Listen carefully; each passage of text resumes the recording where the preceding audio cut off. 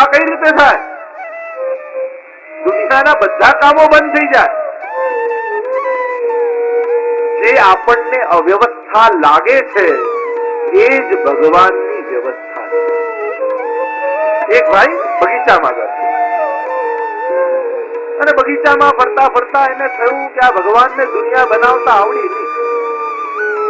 એને થયું શું થયું કે આટલા મોટા મોટા તડબૂચ આટલી પાતળી પાતળી નાની નાની વેળોમાં લગાડ્યા અને આટલા મોટા વડનું ઝાડ ને એમાં નાના નાના ટેટા લગાડ્યા. ભગવાનને દુનિયા બનાવતા આવડી નહીં એટલામાં જ વડમાંથી એક ટેટું પડ્યું ને એવું માથા પર લાગ્યું ત્યારે એને થયું સારું થયું ઉપર તડબૂચ ના લગાયા. એ ટેટા ત્યાં બરાબર છે. આપણી બુદ્ધિથી દુનિયાનો હિસાબ કરવા જશો તો હિસાબ ભગવાને જે કંઈ પણ નિર્માણ કર્યું છે બધું બહુ જ વ્યવસ્થિત નિર્માણ. જે કંઈ પણ ચાલી રહ્યું છે એ બધું જ વ્યવસ્થાની હેઠળ છે. એ બધી જ વ્યવસ્થા થઈ રહી છે દુનિયાની. આટલા પેદા થાય છે તો આટલા મરે છે. મરનાર આપણે ગમતા નથી. આપણને કેમ આટલા મરી ગયા? વિચાર કરો, જો ભગવાન મૃત્યુ જ ખસેડી લે તો કથામાં એક જ પરિવારથી કથા મંડપ ભરાઈ જાય. અને એના દાદાના દાદાના દાદાના દાદાના દાદાના દાદાના દાદાના દાદાના દાદા હોય અને આખું એનું ફેમિલી, એટલે કોઈને આમંત્રણ આપવાની જરૂર જ ન પડે. બહુ જ બધી વ્યવસ્થા. જેમ જન્મ છે એમ મૃત્યુ પણ જરૂરી છે. ઘર ભરાવું જરૂરી છે એમ ઘરના અમુક લોકો ખાલી થવા પણ જરૂરી છે. બધું જ વ્યવસ્થાની હેઠળ. કોઈને તારે આનું એક્સિડન્ટ થઈ ગયું, આનું હાર્ટ એટેક, બધા જુદા જુદા કારણો છે. બાકી મૃત્યુ તો બધાનું અટલ છે. કોના બાપુજી રહ્યા કે આમના રહ્યા, દરેક ને એક દિવસ જવાનું જ છે. એ બધું જ જગતની વ્યવસ્થા હેઠળ. તો ભાગવત કથા નું પહેલું ફળ નિશ્ચયતા, સંશયોમાંથી મુક્તિ. સંશયની સમાધાન એ શ્રદ્ધા છે. બીજું ફળ કયું? પ્રભુ પ્રીતિ. જે ભાગવતની કથાનું શ્રવણ કરે એને ભગવાનમાં પ્રેમ થાય. મારી અંદર હજી ભાવ જાગતો નથી. એ ભાવ જેવો આવવો જોઈએ એવું થતું નથી. તો ભાગવત કથાનું શ્રવણ કરે, ભક્તિની અભિવૃદ્ધિ થશે તમારા જીવનમાં. ભાગવતનું ત્રીજું ફળ ભગવત કૃપા. પ્રભુની કૃપા પ્રાપ્ત થશે. અને કઈ કૃપા તમારે જોઈએ? કૃપા ક્રી ને પા, કર ને પા.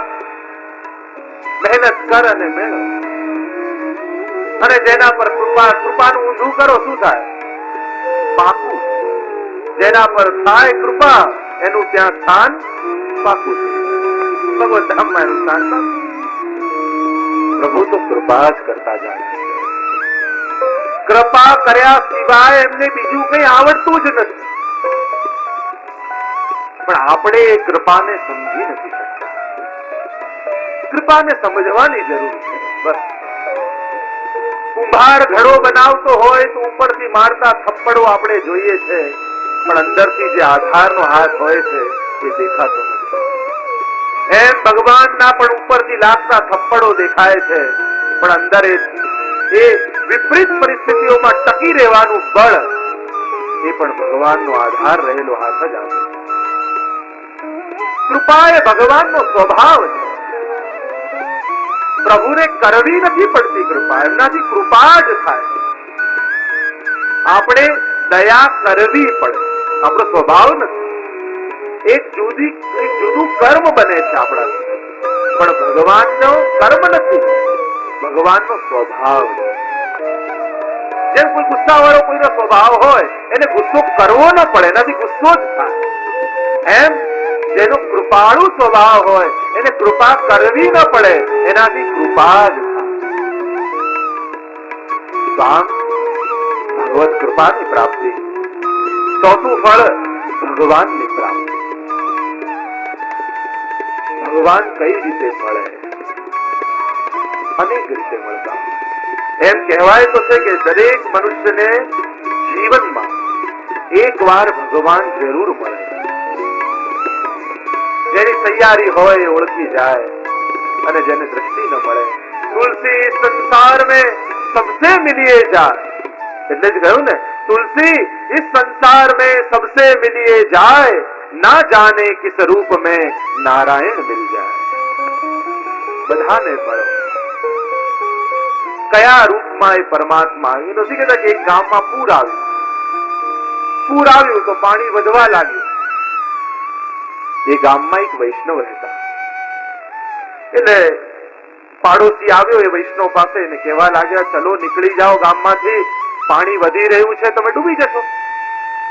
પેલા કે વૈષ્ણવ કે ના, હું તો મને તો ઠાકોરજી લેવા આવે તો જઉં, નહીં તો ન જઉં. પાણી વધવા લાગ્યું. બીજા માળે ચડી ગયા. હોડી લઈને એક વ્યક્તિ આવ્યો, કહ્યું કે બેસી જાઓ, પાણી વધી રહ્યું છે, તમે ડૂબી જશો. વૈષ્ણવ કે ના, મને તો ઠાકોરજી લેવા આવે તો જઉં. પાણી વધવા લાગ્યું. અગાસી પર ચડી ગયા. હેલિકોપ્ટર લઈને બચાવવા વાળા આવ્યા, દોરડું નાખ્યું, કહ્યું પકડી લો, ઉપર આવી જાઓ, ડૂબી જશો, પાણી વધી રહ્યું છે. વૈષ્ણવ કે મને તો ઠાકોરજી લેવા આવે તો જઉં, નહીં તો ન જઉં. અને પાણી વધી ગયું. વૈષ્ણવ ડૂબી ગયા. ડૂબ્યા એટલે એવા ગુસ્સામાં, ક્રોધમાં હતા, છેલ્લે સુધી ભગવાનની રાહ જોઈ પણ બચાવવા આવ્યા નહીં. છેલ્લે સુધી પ્રભુનું નામ લીધું, ભગવત ધામ પ્રાપ્ત થયું. સામે ઠાકોરજી સિંહાસન પર બિરાજેલા છે.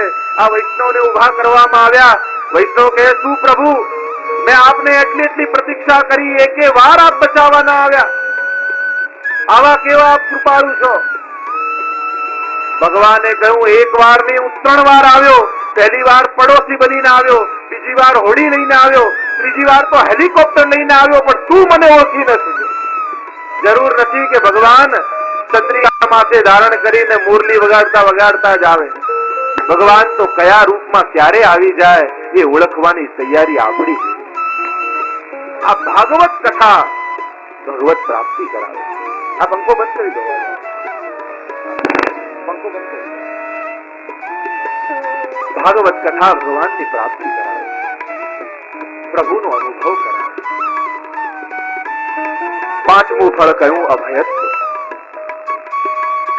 બધા જ ભયોમાંથી ભાગવત મુક્ત કરે. માણસને કહેવાય કે સૌથી મોટું ભય મૃત્યુનું ભય. દરેક વ્યક્તિ, એક નાનકડું બાળક પણ તમે લઈને ઊંધું લટકાડો ઉપરથી નીચે તો એ રડવા લાગે. મૃત્યુનું ભય તો જન્મની સાથે પેદા થાય. દરેકને ભય. અનેક પ્રકારના ભયોમાં આપણે સૌ જીવીએ છીએ. અને ઘણા તો એવા ભય હોય છે કે ખરેખર કઈ નથી હોતું. આમ થઈ જશે તો, પેલો નહીં માને તો. જો ઘણી વાર ચિંતાઓ યા મુશ્કેલો, દુઃખો આવે ત્યારે એટલા ખતરનાક યા ભયંકર નથી હોતા. આપણે વિચારીએ ને ત્યારે વધારે ભયાનક હોય. પણ જ્યારે આવે સામે, ત્યારે તો લડી લેવાની તાકાત ભગવાને બધા જીવને આપી. પણ એનો ભય વધારે મારે. આમ થશે, આમ નહીં થાય તો. આ તો પેલો નથી કે એક કન્યા પરણીને ગઈ સાસરે, અને 6 મહિના પછી પાછી પિયરમાં આવી. અને એની માએ જોયું કે આટલી દુબળી પાતળી કેમ થઈ ગઈ, શું તારા પતિ તારું રાખતા નથી, તમે જમવા નથી આપતા?